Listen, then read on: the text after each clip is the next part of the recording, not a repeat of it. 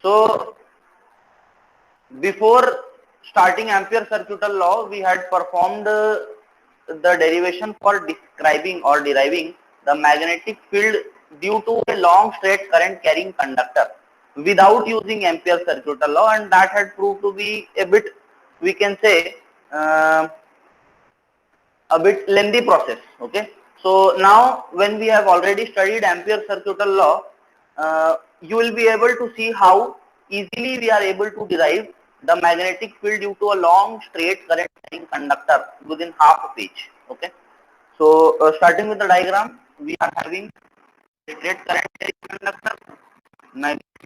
This will be called as the Amperian loop, Amperian, which is enclosing the straight current carrying conductor, which is carrying current I. Radius, or we can say the point at which we want to find out the magnetic field from the center of the loop through which the wire is carrying the current, that would be R. Okay, naming this point to be O, and this current carrying conductor complete would be having the length from P to Q, and the element AB is having the length dl. Okay, so draw this diagram in your copy. So what is the derivation we are describing? Magnetic field due to a long straight current carrying conductor. Okay, so सबसे पहले we know we have to start the derivation from recalling Ampere circuital law. Ampere circuital law, क्या बोला था Ampere circuital law? Cyclic integral of B dot DL is equal to mu naught times the total current threading through the loop. B dot DL vector B vector dot vector DL is equal to mu naught times the current threading through the Amperian loop. इतना बोला था.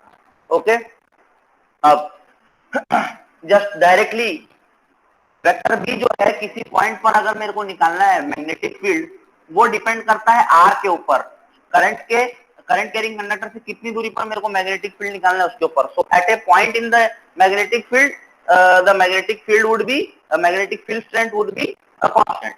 तो इसको हम बोल देंगे B integral dot DL is equal to mu naught times I आ जाएगा. ओके, अब इंटीग्रल डीएल क्या होगा? It would be the total length of the Amperian loop enclosing the current carrying conductor. तो B इंटीग्रल डीएल की जगह पर मैं क्या लिख सकता हूँ? 2 pi R, that is the circumference of the Amperian loop, is equal to mu naught times I. यहाँ से B के लिए सॉल्व कर देंगे. B इज इक्वल टू हो जाएगा म्यू नॉट अपॉन 2 पाई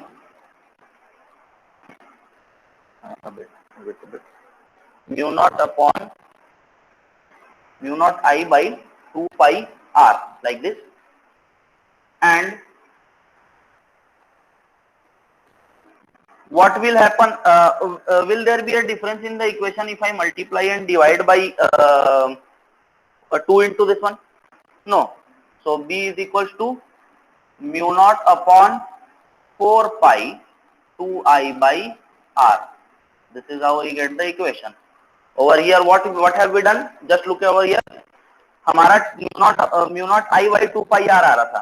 हमारा कांस्टेंट का वैल्यू जो हमारा के होता है मैग्नेटिज्म में, उसकी वैल्यू होती है म्यू नॉट बाई 4 पाई. तो मैं म्यू नॉट बाई 4 पाई करने के लिए नीचे 2 मल्टीप्लाई कर दिया, इक्वेशन को डिवाइड कर दिया 2 से, तो ये 4 हो गया, और ऊपर मैंने 2 से मल्टीप्लाई भी कर दिया. तो equation did not change, but we got a standard for the magnetic field produced due to a long straight current carrying conductor. This was what the formula we had derived over there. So within 3 lines you could derive the magnetic field due to a long current carrying conductor. So the next application for Ampere's circuital law is where we find the magnetic field due to a long straight solenoid. Now how is the solenoid made? Solenoid जो हम लोग को पता है कैसे बनता है, एक इंसुलेटेड कंडक्टिंग वायर भी, एक कॉपर वायर इंसुलेटेड, मतलब उसका ऊपरी सरफेस इंसुलेटेड होना चाहिए, ताकि वायर्स के बीच में आपस में कंडक्शन ना हो, बट वो अंदर से कंडक्टिव मटेरियल होगा। उस वायर को अगर मैं एक लॉन्ग सिलेंड्रिकल हॉलो सिलेंडर के ऊपर ऐसे करके वाउंड करता हूँ क्लोजली पास में एकदम, ठीक है, और बहुत ऐसे बड़ा करके निकालता हूँ, when I remove that inner cylinder, what type of structure or we can say the shape we are getting is called a solenoid. It looks something similar to a spring. तो आप इमेजिन करो इसके ऊपर wire ऐसे लपेट दिया बहुत सारा, और उसको जब रिमूव कर दिया तो मेरे को एक स्प्रिंग टाइप का मिलेगा, जिसको मैं एक तरफ से देखूंगा तो वायर्स ऐसे करके क्लॉकवाइज वाउंड होंगे, और इस तरफ से देखूंगा तो मेरे पास एंटी क्लॉकवाइज, करेक्ट और not? Okay. Also it will be having, तो उसका जो हमने डायग्राम था, तो एक तरफ से करंट जाता था और एक तरफ से करंट आउट होता था, करेक्ट और नॉट? ये ऐसे करके सोलेनॉइड हमको पता था कि ऐसे करके दिखता है, ठीक है। So over here we shown a cross sectional view for a solenoid. Now just look at the diagram and confirm how it is a solenoid. Okay, so we have taken only 3 coils. ऐसे करके क्या बोल सकते हैं हम लोग, solenoid क्या है, बहुत सारे लूप से मिलकर के बना है। एक वायर को अगर सिंगल मोड़ दूंगा मैं ऐसे करके तो एक लूप बनेगा, a combination of 2 large number of loops form A solenoid, ठीक है। और याद करने की बात ये भी है कि एक सोलेनॉइड का magnetic field as studied in 10th class, we know it behaves same as the magnetic field due to a bar magnet. Bar magnet की तरह उसका मैग्नेटिक फील्ड होता था, उसका एक साइड नॉर्थ पोल की तरफ बिहेव करता था और दूसरा साइड साउथ पोल की तरफ, ठीक है। तो यहाँ पर क्या दिख रहा है, देखो मेरे पास 3 वायर्स हैं जो कि ऐसे करके वाउंडेड हैं, ठीक है। तो मेरे को 3 वायर्स दिख रहे हैं सामने में, each one is carrying the current I, सब में से करंट सेम ही जा रहा होगा। तो यहाँ पर करंट जो है बोर्ड के बाहर आ रहा है ऐसे इमेजिन करो, और यहाँ पर उसी कॉइल से अंदर की तरफ जा रहा है। तो ये क्या है, देखो ऐसे करके कॉइल बाहर आ रही है और अंदर जा रही है, बाहर आ रही है अंदर जा रही है, बाहर आ रही है अंदर जा रही है, ठीक है। And we are showing the magnetic field around it. Okay, so over here you look, when the current is coming out of the board through this wire, okay, over here if you apply Maxwell's right hand grip rule, the current is coming out. How will you hold the hand? Likewise, okay, thumb will be pointing outside the board, and look at the curling of the fingers. This magnetic field is rotating over here anti-clockwise. Anti-clockwise दिखेगा मेरे को magnetic field, तो ऐसे करके सब में बना दिया, देखो मैग्नेटिक फील्ड। फिर क्या हुआ, जैसे जैसे दूर जाते हैं तो ये मैग्नेटिक फील्ड क्या होती है, एक दूसरे को, इसकी भी मैग्नेटिक फील्ड होगी और एडजेसेंट वाले की भी होगी, and so on. So what will happen?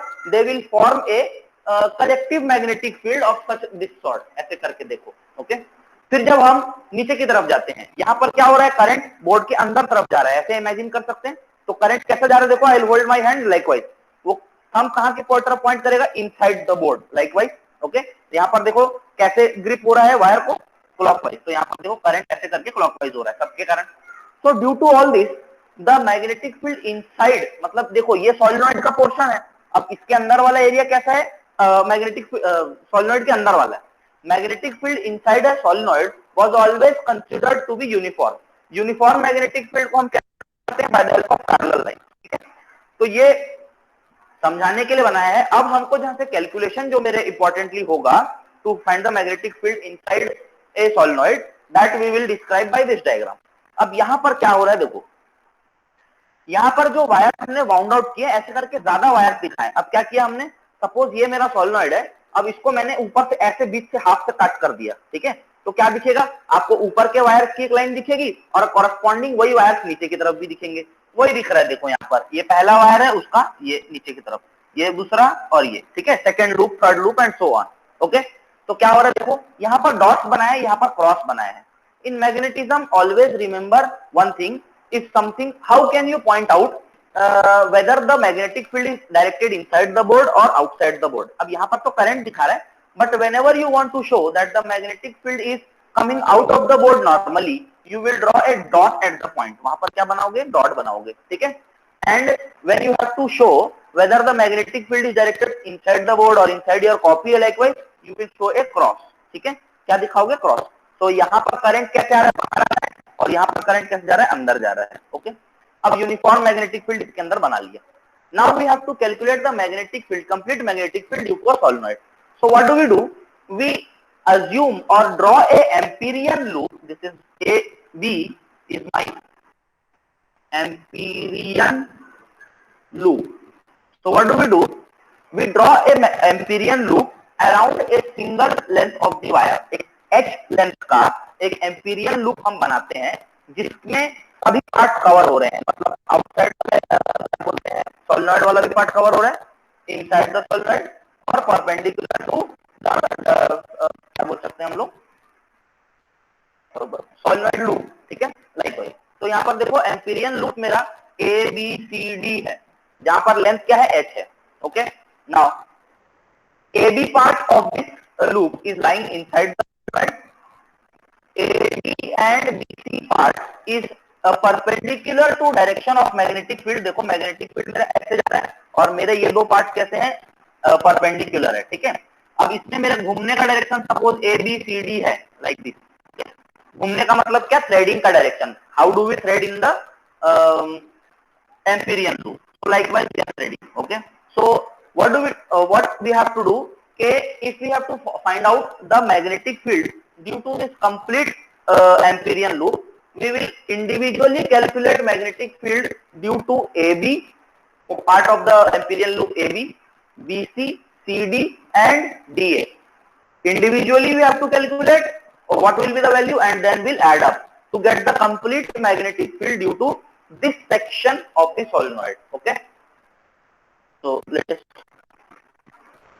move with the derivation. Magnetic field due to the solenoid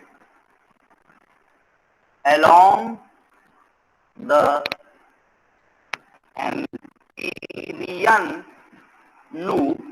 Amperian loop ABCD is given by, directly अब हम चालू करते हैं, ठीक है। तो जो टोटल मैग्नेटिक फील्ड होगा vector B is equal to क्या कर सकते हैं हम लोग, integral vector B dot dl, मतलब total magnetic field due to this complete loop is equal to क्या कर सकते हैं, integral L B dot dl. अब कहां से कहां का इंटीग्रेशन कर देंगे, ठीक है। तो इसको हम लोग इंटीग्रेशन एल ना लेकर के ए से बी बोल देंगे, ठीक है। मैग्नेटिक फील्ड की वैल्यू वहां पर कितनी है वो, और ये वेक्टर, ठीक है। मेरे को डायरेक्शन भी पता होना चाहिए, डीएल का direction for A B B C C D and D A हमको पता होगा, okay.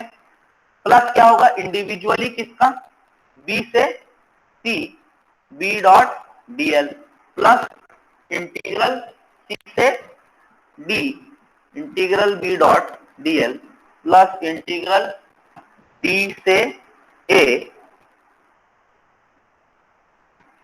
B dot dl, all of them in the vector form, okay। Now individually we will put all the values of b and dl, we will see how they are complying and know what value you have to calculate, one by one समझते जाओ।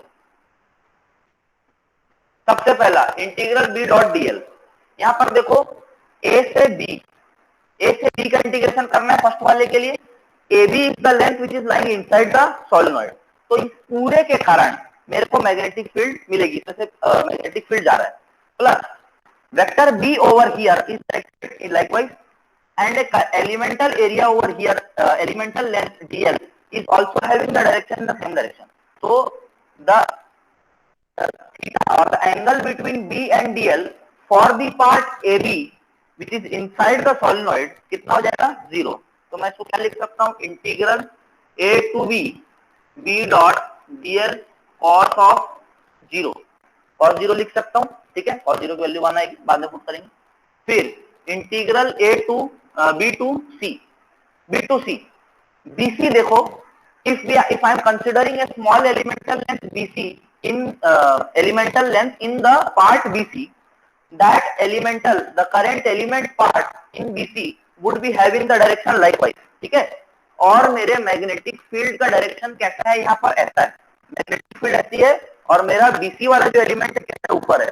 तो इन दोनों के बीच में यहाँ पर theta की value कितनी हो जाएगी, 90 डिग्री। तो कितना हो जाएगा, B dot DL cos of 90, okay.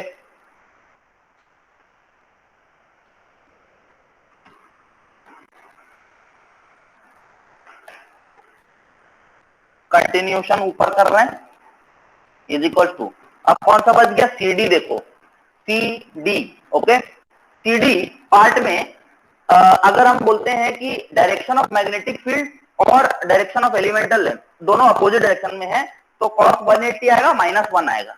But in ideal condition, यहां पर a point which is like just outside the solenoid, वहां पर मैग्नेटिक फील्ड की वैल्यू जो होती है आइडियली 0 मानी जाती है, ओके। तो we can say the magnetic field in the CD part is taken to be 0, तो वहां पर बी की वैल्यू 0 हो जाएगी, सीडी पार्ट में बी की वैल्यू 0 डाल देंगे और ये हो जाएगा DL, okay. Plus again you come to the part DA over here, again that angle between the magnetic field current element would be 0, तो इसको क्या लिखेंगे, integral D A B dot DL cos of 0, ये आ गया। So looking over here, ऐसे करते हुए सिर्फ इंटीग्रल बी डॉट डीएल की वैल्यू जो कि बी से ए तक के लिए हो रहा है वो बात बच रहा है, बाकी सब क्या हो गया 0, देखो कॉस 90 की वैल्यू 0, ओके। ये 0 है और वहां पर सॉरी यहाँ 0 नहीं आएगा, ये 90 डिग्री है। कौन से वाले पार्ट में, डीए वाले पार्ट में कैसा हो रहा है, एंगल कितना है 90 डिग्री है। तो बस कितना रहा है देखो, इक्वल टू इंटीग्रल ए से बी बी डॉट डीएल, बस बच रहा है cos 0 की वैल्यू 1 प्लस 0 प्लस 0 प्लस 0, ये समझ आया, ओके। अब हम इसकी वैल्यू को वहां पर पुट कर देते हैं और हमारी magnetic field due to the complete Amperian loop की वैल्यू आ जाएगी, दैट इज इक्वल टू इंटी, अब बी की वैल्यू जो है वो यूनिफॉर्म होती है inside the solenoid, B dot integral DL, B dot integral DL. अब देखो ए से बी का टोटल लेंथ कितना लिया हमने, एच लिया है, तो सीधा क्या लिख सकते हैं, B into H, okay, B into H. Integration किया तो कहां से कहां तक के लिए, ओके, डायरेक्ट एच भी लिख सकते हो, is not a problem, you can write down directly H. हमको वहां से दिख रहा है ना कि डीएल की वैल्यू टोटल कितनी है, एच है, ओके। तो भाई ये कहां से आया था, बी डॉट एच कहां से आया था, integral B dot dl, cyclic integral B dot DL is equal to B dot H आ रहा है, ओके, ये पता पड़ गया। अब हमको फिर से एम्पियर सर्किटल लॉ को याद करना है, अब मैं इसको मिटा दे रहा हूं, okay.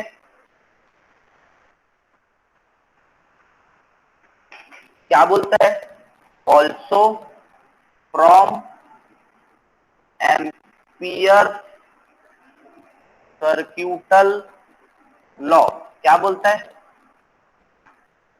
Cyclic integral of B dot DL is equal to mu naught times I था, ये दोनों को इक्वेट कर देते हैं, इसको 1 ले लो, इसको 2 ले लो, फ्रॉम 1 एंड 2 कर सकते हैं ना equator, integral B dot dl integral B dot dl कितना हो जाएगा, mu naught times I is equal to B into H, और बी इज इक्वल टू कितना हो जाएगा भाई, बी इज इक्वल टू कितना हो जाएगा, is equal to mu naught I by H, mu naught I by H आ रहा है। अब इसका फाइनल फॉर्म जो हमको याद रखना है उस फॉर्म में कन्वर्ट करते हैं, ये सेपरेशन, ये जो एच है, एच था वो क्या था, जो लूप का लेंथ था उसकी वैल्यू थी एच, है ना, जो हमने एम्पीरियन लूप माना था उसका लेंथ था।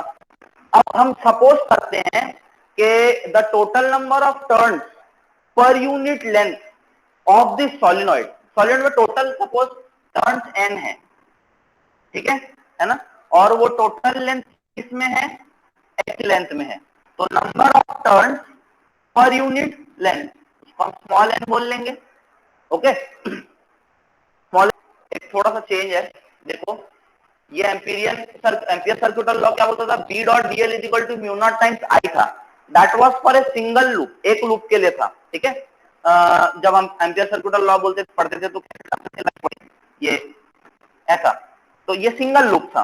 अब सोलिनॉइड क्या होता है, सोलिनॉइड बनता है from N number of turns, ऐसे ही बहुत सारे लूप्स एक के साथ एक नीचे लगे हुए हैं, साइड बाय साइड साइमल्टेनियसली लगे हैं, तो एक लूप के लिए अगर ये है तो for N number of loops कितना हो जाएगा, स्मॉल एन हम इसमें मल्टीप्लाई कर देंगे, ओके।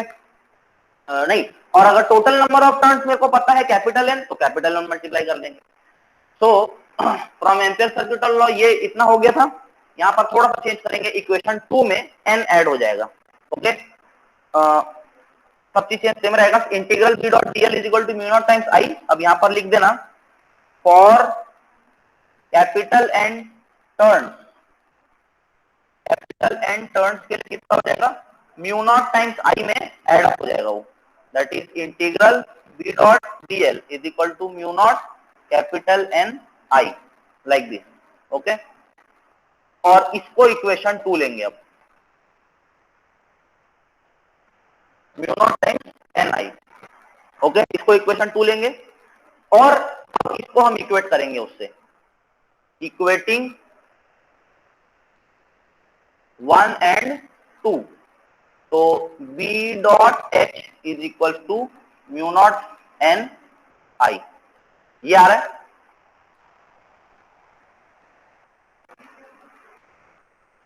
अब यहां से B के लिए सॉल्व कर दो, वैल्यू आ जाएगी B is equal to mu naught capital N I upon H। From here देखो, स्मॉल एन क्या है, number of turns per unit length, मतलब नंबर ऑफ टर्न्स सोलेनोइड के एक यूनिट लेंथ में कितने नंबर ऑफ टर्न्स है वो, अगर स्मॉल एन है तो total number of turns in the solenoid कितना हो जाएगा, capital N is equal to N into H. ये हम लिख सकते हैं यहाँ पर, capital N is equal to N into H. तो कैपिटल एन की जगह हम डालेंगे, फॉर्मूला है put likewise, and mu naught times N into H की जगह small N H I by H, H cancel, that is the length of the Amperian loop. हमको वहां पर न लेकर के, अगर मेरे को पता है number of turns per unit length, तो मेरा फॉर्मूला हो जाएगा B is equal to mu naught N I. This will be my formula for obtaining a magnetic field due to a solenoid. So here we are having the third application of Ampere circuital law, where we have to find the magnetic field due to a toroid. Now what is a toroid? First of all, हमने solenoid बना लिया, एक wire के ऊपर हमने बहुत सारे ऐसे वायर्स को, एक हॉलो सिलेंडर के ऊपर वायर्स को वाउंड करके सोलिनॉइड बना लिया। उस सोलिनॉइड को जो हमको मिला है, उसको अगर मैं घुमा करके एक लूप के फॉर्म में अरेंज कर दूं, या ऐसे गोल घुमा दूं, या सिंपली इमेजिन करो कि मेरे पास एक रिंग है जिसके ऊपर मैंने ऐसे करके वायर, ये मेरा रिंग है ब्लैक कलर का, इसके ऊपर मैंने वायर ऐसे अगर पूरे वाउंड कर दिया और मेरे पास दो एंड्स मिल गए, जहां से एक से मैं करंट छोड़ूंगा, एक से करंट बाहर निकालूंगा, this is something called as a toroid. ठीक है, अब ये टोरॉइड के कारण उसके सेंटर पर मैग्नेटिक फील्ड कैसा होगा ये निकालना है आपको। तो व्हाट डू यू इमेजिन, ये मेरा टोरॉइड दिखाने का तरीका है। अब इसको मैंने सॉलिड टोरॉइड को ऐसे करके बीच से काट दिया, तो करस्पॉन्डिंग क्या होगा, वायर ऊपर से बाहर आते हुए दिखेंगे और फिर अंदर जाते हुए दिखाई देंगे, करेक्ट ना। So this is the width of the circular ring on which the toroid is bound. Okay, अब what do we have to find, we have to find out the magnetic field inside a toroid। मतलब जैसे solenoid के बीच में कहीं पर निकाल देते हैं, वैसे ही कोई एक पॉइंट आर कंसीडर कर लेंगे जो टोरॉइड के भीतर में लाई करता है, ना ही बाहर ना ही अंदर की तरफ, भीतर में मतलब यहाँ पर inside the cross section at a distance R from the center. Basically अगर देखें तो टोरॉइड अगर यूनिफॉर्म है, तो यहाँ पर किसी भी पॉइंट पर अगर मैं निकालूं एक मैग्नेटिक फील्ड, तो वो यूनिफॉर्म आएगा। ओके, तो डिस्टेंस कितना लिया आर, एक एलिमेंटल करंट एलिमेंट मैंने यहाँ पर मान लिया डीएल, उसकी मैग्नेटिक फील्ड की डायरेक्शन ऑब्वियसली यहाँ पर इस डायरेक्शन में होगी। ओके, और लेंथ उसका कितना ले लिया डीएल। तो अगेन स्टार्टिंग, तो इसमें थोड़ा स्टेटमेंट लिखना है, consider a toroid having capital N small n turns per unit length of it. Okay, carrying current की वैल्यू कितनी, आई, कैरिंग करंट आई, मतलब इसमें करंट कितना जा रहा है, आई जा रहा है। ओके, अब सीधा एम्पियर सर्क्यूटल लॉ पे आते हैं without wasting any time. From Ampere circuital law क्या बोलता है, integral B dot DL is equal to mu naught times, mu naught times क्या, टोटल करंट थ्रेडिंग थ्रू, आप लोग एक ही लाइन में लिख सकते हो, थ्रेडिंग थ्रू एम्पीरियन लूप। अब यहाँ पर देखो मेरा एम्पीरियन लूप क्या है, जिस पॉइंट पर मेरे को मैग्नेटिक फील्ड निकालनी है उसमें मैं एम्पीरियन लूप कंसिडर करता हूं। तो ये जो मेरा आर है ये radius of the Amperian loop ही है। तो कैसा हो रहा है देखो, ये एम्पीरियन लूप है और इसके ऊपर से ऐसे ऐसे करके वायर वाउंड हो रहे हैं। देखो ये ऐसे करके वायर इसके ऊपर वाउंड है ना, ठीक है। तो भाई एम्पीरियन लूप तो ऐसा जा रहा है, घूम रहा है, इसके ऊपर वायर ऐसे करके वाउंड है, तो हर वायर के कारण मैग्नेटिक फील्ड प्रोड्यूस हो रहा होगा, ठीक है। मतलब हर लूप यहाँ पर जो है, हर लूप में से मेरा क्या बोलते हैं, करंट फ्लो हो रहा है। तो individual current continuing Ampere circuital law क्या बोलता था, cyclic integral of B dot DL is equal to mu naught times I. अब वो आई क्या था, the total current threading through the Amperian loop. तो देखो मेरा ये एम्पीरियन लूप ऐसा है और करंट इसके ऊपर से वायर कैरी कर रहे हैं, ठीक है। तो क्या करेंगे हम लोग, total current threading through the Amperian loop के लिए म्यू नॉट टाइम्स तो है ही, अब एक लूप में से करंट जा रहा होगा आई, ठीक है। ऐसे करके कितने लूप्स हैं हमारे पास, टोटल एन लूप्स हैं। इसमें कितने टोटल लूप्स होंगे, एन। मैं इसको ले लूंगा कैपिटल एन आई हो जाएगा, okay. Mu naught N I, this is integral B dot dl. एक ये इक्वेशन आ गया, एक और इक्वेशन बनाएंगे।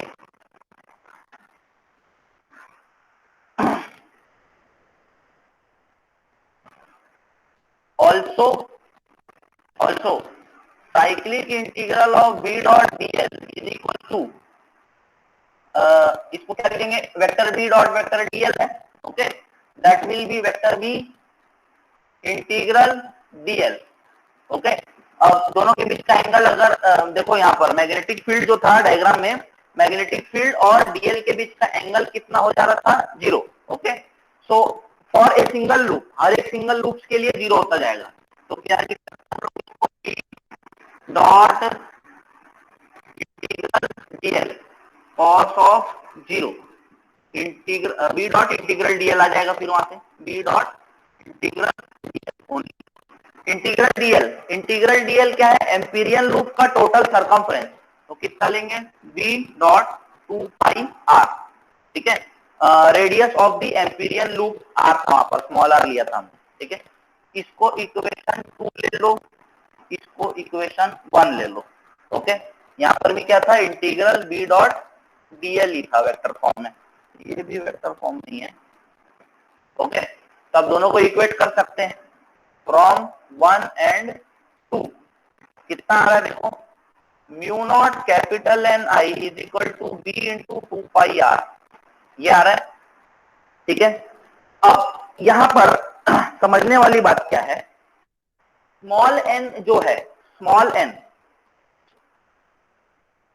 एन इज इक्वल टू होता था capital N upon L, that is total number of turns upon total length. तो टोटल लेंथ जो थी हमारी खुद 2 पाई आर थी, टोटल लेंथ कितनी थी, खुद 2 पाई आर था, ओके। तो in place of capital N I can write down small N into L, और यहाँ पर एल क्या होगा, 2 पाई आर, ठीक है। Amperian loop total number, total length of the toroid, मतलब जो टोरॉइड ऐसे घुमा हुआ है उसको खोल के देखेंगे टोटल उसका सरकमफ्रेंस कितना है, वो भी 2 पाई आर। तो यहाँ पर भी अगर मैं 2 पाई आर पुट करता हूं, ठीक है, तो mu naught times capital N की जगह small N into 2 pi R into I is equal to B into 2 pi R, 2 pi R cancel, B is equal to क्या बच रहा है, म्यू नॉट एन आई, फिर से उतना ही आ रहा है देखो। तो टोरॉइड और एक क्या बोलते हैं हम लोग, सॉलिनॉइड, दोनों के लिए वैल्यू कितनी आ रही है, सेम आ रही है।